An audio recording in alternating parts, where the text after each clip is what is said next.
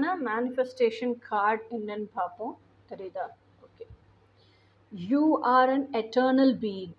Take a look at the world around you. None of it can exist without you. No matter who you thought you were, you now know the truth of who you really are. You are the master of the universe. You are the heir of the kingdom.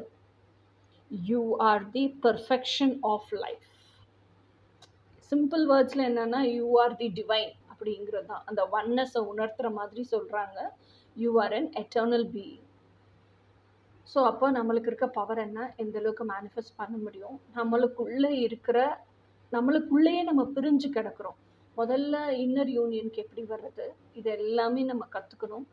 So when you become your best person, when you always live in inner union, நீங்கள் நினச்சாலே போதும் அது manifest ஆகிடும். நீங்கள் மேனிஃபெஸ்டேஷனுக்காக மெனக்கெடணும், சிரமப்படணும்னு அவசியம் கிடையாது. இப்போயாவது தெரிஞ்சுக்கோங்க, you are eternal beings in human experience. இதுதான் இந்த கார்டுக்கான அர்த்தம்.